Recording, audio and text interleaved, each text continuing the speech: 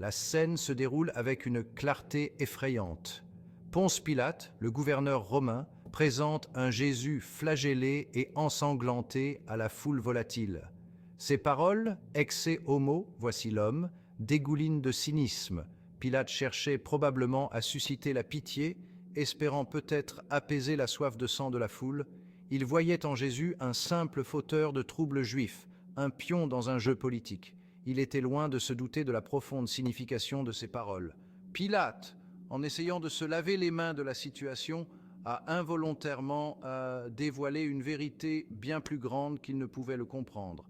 Il a présenté Jésus non pas simplement comme un homme, mais comme homme, l'archétype de l'humanité. Son geste dédaigneux est devenu un acte prophétique, une révélation de la vraie nature de Dieu et de l'humanité. Jean, l'évangéliste, a reconnu cette ironie divine, transformant les paroles cyniques de Pilate en une déclaration de la royauté du Christ. Jean a compris que Jésus, dans sa souffrance, incarnait l'essence de la véritable humanité. Il n'était pas simplement une victime de la cruauté humaine, mais un sacrifice volontaire, une démonstration de l'amour divin dans sa forme la plus pure. Les paroles de Pilate, destinées à rabaisser Jésus, l'ont au contraire élevé au rang de symbole d'espoir et de rédemption pour toute l'humanité. La scène devient donc un moment charnière de l'histoire humaine. Ce moment résume la tension entre le pouvoir terrestre et l'autorité divine. Pilate, représentant la puissance de Rome, croyait tenir le destin de Jésus entre ses mains.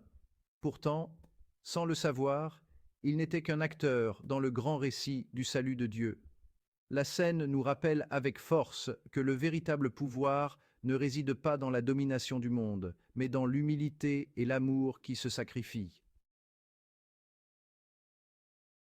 Le traitement brutal infligé à Jésus met à nu les aspects les plus sombres de la nature humaine. La foule, poussée par la peur, l'ignorance et la manipulation, exige sa crucifixion. Leurs cris de sang révèlent la facilité avec laquelle nous pouvons succomber à nos instincts les plus bas. Jésus, innocent et sans reproche, devient le bouc émissaire de leurs angoisses et de leurs frustrations. Les soldats, chargés d'exécuter la sentence, ajoutent au spectacle de la cruauté. Ils se moquent de lui, le revêtent d'une robe pourpre et lui placent une couronne d'épines sur la tête. Leurs actions soulignent la nature déshumanisante de la violence et le plaisir pervers que certains tirent d'infliger de la douleur. Ils représentent le potentiel de mal qui réside en chacun de nous. Les chefs religieux, motivés par la jalousie et le désir de maintenir leur pouvoir, jouent un rôle crucial dans la condamnation de Jésus. Ils manipulent la foule, détournant la loi religieuse à leurs propres fins égoïstes. Leurs actions démontrent comment même ceux qui prétendent représenter Dieu peuvent succomber à la corruption et à l'hypocrisie. Cette scène nous force à confronter la vérité inconfortable sur notre propre capacité à la cruauté. Nous sommes tous capables de succomber à la peur et aux préjugés, d'infliger de la douleur aux autres, même à ceux qui sont innocents. La souffrance de Jésus sert de miroir reflétant le côté obscur de la nature humaine. Au milieu des ténèbres de la cruauté humaine, une lumière rayonnante brille, l'amour divin de Jésus. Sa volonté d'endurer une telle souffrance, non pour son propre bénéfice, mais pour la rédemption de l'humanité, révèle la profondeur incommensurable de l'amour de Dieu. C'est un amour qui transcende la compréhension humaine, un amour qui embrasse même ceux qui infligent la douleur. Le paradoxe de la crucifixion réside dans le fait qu'elle est à la fois un acte de cruauté ultime et un acte d'amour ultime. L'humanité, à son pire, inflige des souffrances inimaginables au Fils de Dieu. Pourtant, Dieu, dans son infinie sagesse, utilise cet acte même de cruauté pour apporter le salut. La croix devient le symbole de cet amour paradoxal. La souffrance de Jésus n'est pas simplement une endurance passive de la douleur, c'est un choix actif, une étreinte délibérée de la fragilité de l'humanité. Il prend sur lui les péchés du monde, s'offrant en sacrifice pour combler le fossé entre Dieu et l'humanité. Cet acte d'amour, abnégation, révèle la vraie nature de Dieu. La couronne d'épines, symbole de moquerie et de douleur, se transforme en symbole de gloire et de rédemption. Elle représente le coup de l'amour, le sacrifice nécessaire pour guérir les blessures du monde. La souffrance de Jésus révèle que le véritable amour n'est ni sentimental ni faible, mais fort et sacrificiel. Quatrième partie, le chemin vers la véritable humanité. Imiter l'exemple du Christ. La vie et les enseignements de Jésus offrent un guide profond pour comprendre notre vraie nature et devenir de meilleures personnes. En imitant son exemple d'humilité, de compassion et de pardon, nous pouvons commencer à transcender notre propre égoïsme et embrasser une vie d'amour et de service. Il nous appelle à un standard plus élevé, une vie qui reflète l'image divine en nous. L'exemple de Jésus nous met au défi de confronter nos propres préjugés et nos partis pris. Il a tendu la main aux marginalisés, aux exclus et aux méprisés, démontrant que tous les êtres humains sont dignes d'amour et de respect. Il nous appelle à faire de même, à briser les barrières qui nous divisent et à embrasser notre humanité commune. Le pardon est au cœur des enseignements de Jésus. Il nous a appris à pardonner non seulement à ceux qui nous ont fait du tort, mais aussi à nous-mêmes. Le pardon n'est pas un signe de faiblesse, mais un acte de courage et de force. Il nous libère du fardeau du ressentiment et ouvre nos cœurs à l'amour et à la compassion. Imiter Jésus exige une volonté d'embrasser la souffrance, non comme une fin en soi, mais comme une opportunité de croissance et de transformation. La souffrance peut affiner notre caractère, approfondir notre empathie et renforcer notre détermination à vivre une vie pleine de sens et de but.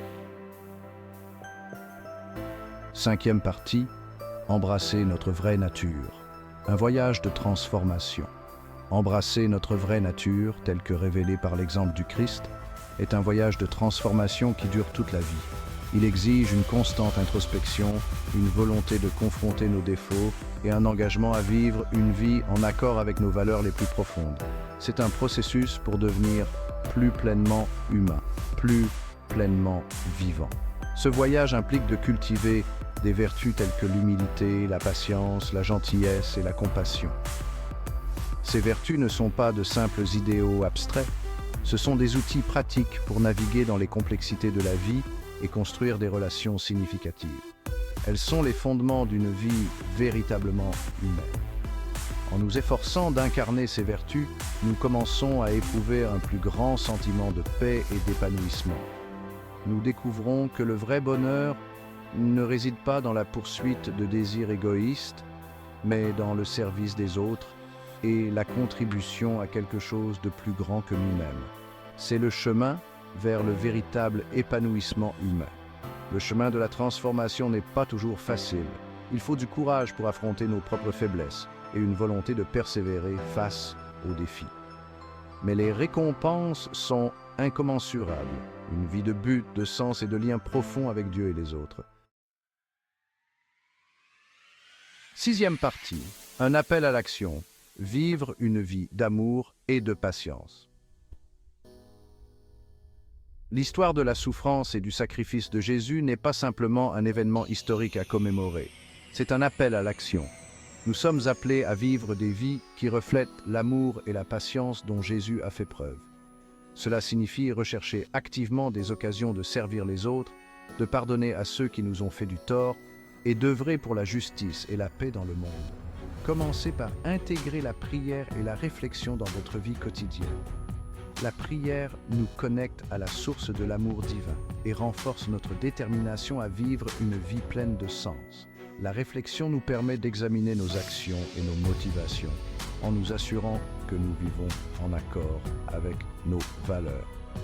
Cherchez des moyens concrets d'incarner l'amour et la patience dans vos interactions avec les autres. Pratiquez l'écoute active, offrez des paroles d'encouragement et tendez la main à ceux qui sont dans le besoin.